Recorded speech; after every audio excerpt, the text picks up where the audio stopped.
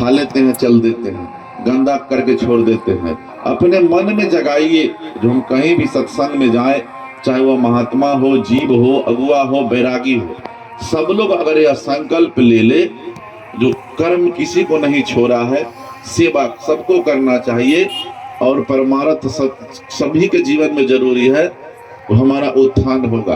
पतन होने का कारण है जो हम लोग कहते हैं, जो हम लोग पद हम लोगों को मिल गया।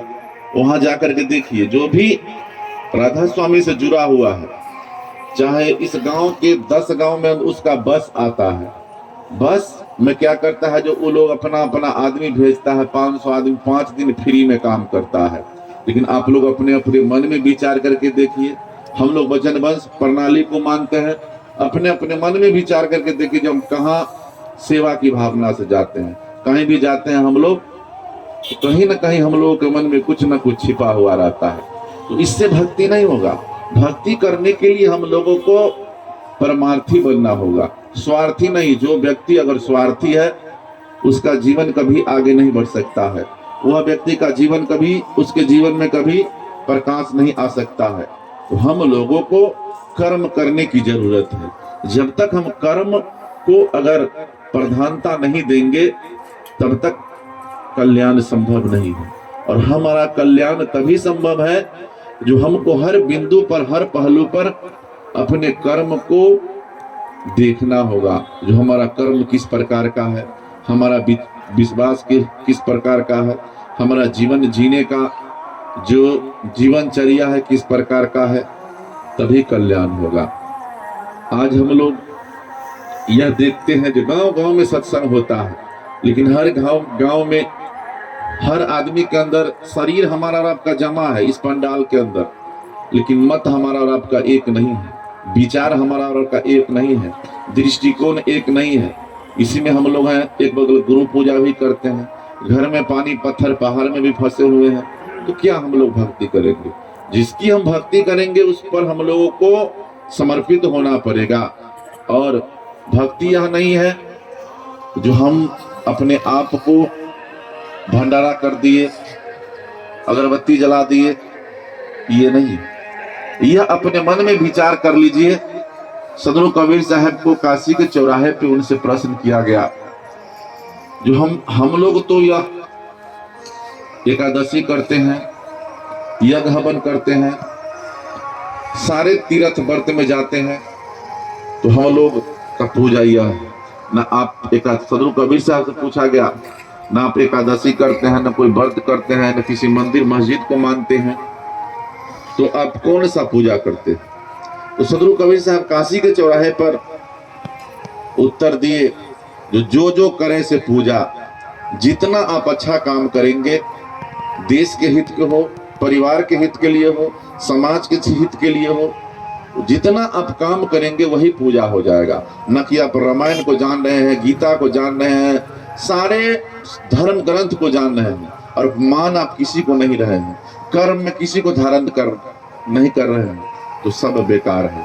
तो हम लोगों को, अगर पड़ोसी बीमार है उसको हम हॉस्पिटल में दे दिए, तो यह भी एक पूजा है। अगर कोई भूखा है उसको हम भोजन दे दिए, यह भी एक पूजा है। कोई निसहाय है उसको हम मदद कर दिए, यह नहीं जो हम अपना घर बार बेच के उसको दे दे, यह पूजा नहीं है। जितना हमें क्षमता है, 10 रुपया हो, 10,000 हो, 500 रुपया हो, उसको हमने अगर सहयोग कर दिया, यह भी एक पूजा है। तो अपने आप मन में विचार करके देख लीजिए कि कौन पूजा हमको करना है।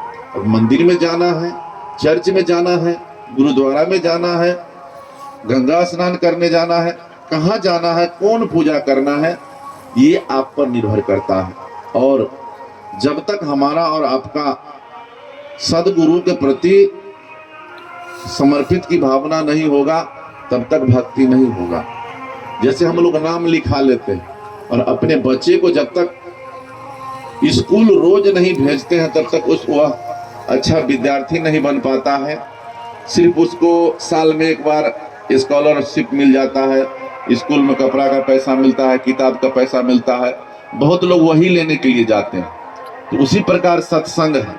जो व्यक्ति कंठी माला छाप तिलक लगा ले, यह सत्संग नहीं है। जो व्यक्ति अपने जीवन को यह जान ले जो हम अपने जीवन में कुछ अच्छा करना है, कुछ परिवार के लिए अच्छा करना है, कुछ समाज के लिए अच्छा करना है, कुछ अपने लिए करना है।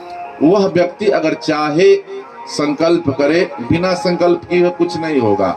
हम लोग भी आज रोसड़ा से यह आने में संकल्प किए हैं जो हमको जाना है, तभी आए हैं। मन ही मन अगर चाहे जो हमको जाना है तो मन से कुछ नहीं होता है, सब कुछ करने से होता है।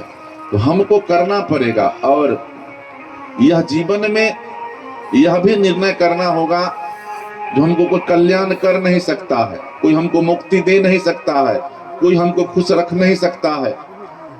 खुश रहने के लिए हमको ऐसा कर्म करना होगा, कल्याण पाने के लिए हमको वैसा कर्म करना पड़ेगा। अगर सब दे दे, सबसे अगर सब कुछ हो जाए तो कहीं जाने की जरूरत नहीं है। यह संसार के अंदर सुख है ही नहीं। सुख अगर है तो आपके अंदर आत्मा में, तो अंदर आत्मा में है, लेकिन हम लोग खुश रहना जानते नहीं है। इसलिए नहीं जानते हैं कि हम लोगों को यह भौतिक रूपी बंधन ऐसा मिला हुआ है जो संसार के लोगों को खुश करते करते हम अपने जो है खुशी रहना भूल जाते हैं। परिवार में हो, परिवार के लोगों को देखते हैं, लोग अपने जो परिवार का गार्जियन होता है पंचर साइकिल पे चलता है, टूटा हुआ चप्पल पहनता है, फटा हुआ कपड़ा पहनता है, और परिवार के लोगों को कपड़ा पे कपड़ा देते रहता है, जमीन पे जमीन देते रहता है। लेकिन अंत समय क्या होता है, जिसके द्वारा यह सब उपलब्धि होती है वह व्यक्ति ऐसे चला जाता है और उसी का कमाया हुआ धन से फटाका छोड़ता है लोग। तो हम लोगों को यह निर्णय करना है और संकल्प भी लेना है जो हम लोगों को वर्तमान में जीना है। भविष्य आप कितना हो अगर धन संपत्ति को अर्जन कर दे, अगर घर का अगर स्थिति ठीक नहीं है, अगर दिशा ठीक नहीं है, तो कितना हो आप संपत्ति को अर्जन कर दीजिए, सारा बर्बाद हो जाएगा, सारा खत्म हो जाएगा। तो हम लोगों को सदगुरु कबीर साहब का एक शब्द अगर हम अपने जीवन में उतार ले तो हमारा जीवन धन धन हो जाएगा। तो परम धन संतोष है और परम लाभ सत्संग। यह जीवन में अगर जान ले, जो अगर लाभ लेना है तो सत्संग का एक घड़ी अगर अपने जीवन में उतार ले तो हमारा जीवन जो है सुखी हो जाएगा। अब परम ज्ञान विचार है, जिसके जीवन में 4 वेद 6 शास्त्र 18 पुराण का ज्ञाता हो जाए, अगर उसका विचार मजबूत नहीं है, उसका कर्म मजबूत नहीं है, तो वह ज्ञान किसी काम का नहीं है, वह सब बेकार है। और आज हम लोग सत्संग रोज करते हैं, लेकिन हम लोगों में समता नहीं है, समता मूलक विचार नहीं है, हम लोग में प्रेम नहीं है, हम लोगों में भाईचारा नहीं है, हम लोगों में एकता नहीं है, जिसका मूल कारण है जो हम लोगों के जीवन में त्याग नहीं है। अगर हम करना आरंभ कर दे तो हमको किसी से बैर नहीं होगा, किसी से द्वेष नहीं होगा, किसी से ईर्ष्या नहीं होगा, किसी से क्लेश नहीं होगा। जब तक हम लोग किसी न किसी से अगर ममता करेंगे तो वहां पे दुख होगा। जीवन अगर जीना है तो स्वाभिमान पूर्वक जीना है, त्याग पूर्वक जीना है, वैराग पूर्वक जीना है, क्योंकि किसी को कुछ देने और लेने से कुछ होता नहीं। जब तक हम अपने कर्म पे अगर आधारित है, मेहनत अगर करेंगे तो पत्थर भी पानी बन सकता है, अगर कमर कस के करेंगे तो। अगर नहीं करेंगे तो बैठे हुए हैं और सब काम जो होगा मतलब कहेंगे जो कबीर साहब की कृपा से हो जाएगा, गुरु महाराज की कृपा से हो जाएगा, तो नहीं होगा। उसके लिए हमको रास्ता निकालना पड़ेगा। आज हम लोग भक्ति हमारा रब का कमजोर क्यों है, जिसका कारण है सबसे पहले हम लोगों को सदगुरु कबीर साहब के नाम पर ही भात दाल सब्जी मिल जाता है, तो कर्म करने की जरूरत नहीं होता है। हम लोगों को यह निर्णय करना होगा जो उनका वाणी है, जो उनका सद्विचार है, उसको समाज में फैलाना है, परिवार में फैलाना है, अपने आप को उस पर खरा उतरना है, तभी भक्ति हो सकता है। भक्ति का दूसरा कोई मार्ग नहीं है, दूसरा कोई उपाय नहीं है। और भक्ति करने के लिए हमको भाव की जरूरत है। जिस घर में भाव नहीं है वहां पे भक्ति नहीं है। कितना हो धन संपत्ति को अर्जन कर लीजिए, हम लोग गाते हैं संध्या सुमरन में, दया गरीबी बंदगी असमिताशील स्वभाव। जिसके पास धन संपत्ति भी है, उसका आत्मा गरीब है, वही भक्ति कर सकता है। जिसके अंदर क्षमा का भाव है वही भक्ति कर सकता है। जिसके अंदर सेवा का भाव है वही भक्ति कर सकता है। धन संपत्ति से अगर भक्ति होता, पद प्रतिष्ठा से भक्ति होता, तो भक्ति जो है अरबपति लोग खरीद के रख लेता और वही करता। जैसे हम लोग देखते हैं महंगा जब सौदा बिकता है तो बहुत ऐसे जो बड़े बड़े बिजनेसमैन है उसको खरीद के रख लेते हैं और फिर धीरे धीरे निकालते हैं। तो भक्ति भी वैसा होता। यह जो है खरीदने की चीज नहीं है, यह जो है करने की चीज है। यह अंदर आत्मा से ही हो सकता है। तो आप अपने जीवन में विचार कीजिए, जो शरीर से करना है या आत्मा से करना है।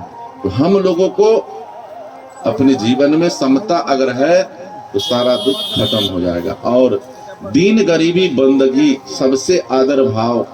हम लोगों को गरीब हो अमीर हो, दीन हो दुखी हो, कमजोर हो लाचार हो, जिस तरह आप जो धनवान से आपका जो है रिश्ता है उसी तरह आप गरीब से भी रखिए। उसके अंदर भेदभाव नहीं रखिए। अगर भेदभाव रखते हैं तो यह भी मानव जीवन निरर्थक चलाएगा। और कहीं कबीर जो बड़ा है यह नहीं, जो धनवान है रूपवान है वह नहीं। कहीं कबीर जो बड़ा है जामे बड़ा स्वभाव। जिसका स्वभाव बड़ा है वही बड़ा है। धन से बड़ा नहीं है, बल से बड़ा नहीं है, विद्या से बड़ा नहीं है, पद से बड़ा नहीं है, गाड़ी बंगला से बड़ा नहीं है। जिसका स्वभाव बड़ा है वही सबसे बड़ा मतलब जो है बड़ा है। और यह जीवन में हम लोगों को यह निर्णय करना होगा, जो हम लोग सदगुरु कबीर साहब के विचार को अपने जीवन में उतार करके लागू करना है। आज हम लोगों को यह निर्णय कहा जाता है, जो पानी पत्थर पहाड़ से हम लोगों को वंचित रहना है, लेकिन हम लोग फिर उसी में जाकर फंस जाते हैं। तो विचार करने की जरूरी है। और हम लोगों को धर्म नाम पे लूटपाट यह सब हम लोगों के नीति के विरुद्ध है। सदगुरु कबीर साहब भी सराह किए हैं, धर्म नाम पर बलि करे काटे छागर भैंसा, कहे कबीर वह पापी है हिंदू कहे नर कैसा। जो व्यक्ति धर्म के नाम पे बलि करता है, धर्म के नाम पे हत्या करता है, धर्म के नाम पर शोषण करता है, समझ लीजिए वह व्यक्ति का क्या दशा होगा। अपने मन में विचार करके देखिए, उसका कभी कल्याण होने वाला नहीं है। और हम लोगों को यह शरीर रूपी मंदिर को सुधार करने की जरूरत है। किस नीतिकारों ने कहा है, राम समझ रहमान समझ ले, धर्म समझ ईमान समझ ले, मंदिर कैसा मस्जिद कैसा, ईश्वर का स्थान समझ ले, दोनों में कर सैर रे बाबा कोई नहीं है गैर। यह शरीर को जो है मंदिर बनाइए, यह शरीर को जो है मस्जिद बनाइए, इस शरीर को गुरुद्वारा बनाइए। वो तो मिट्टी पानी पत्थर पहाड़ से बना हुआ है। यह शरीर रूपी अगर मंदिर सुधर गया, यह शरीर रूपी जीवन जो अगर सुधर गया तो कितने का कल्याण हो जाएगा। अगर यह शरीर रूपी मंदिर अगर बिगड़ गया तो कितने का जो है घर बिगड़ जाएगा। तो हम लोगों को यह मनुष्य जीवन को सुधार करके इसको हम लोगों को सेवा में लगाना है, परमार्थ में लगाना है, तभी हमारा कल्याण होने वाला है। सत्संग एक दिवसीय है। इतना ही शब्दों के साथ हम अपनी वाणी को विराम देते हैं। बोलिए सदगुरु कबीर साहेब की, संत समाज की जय।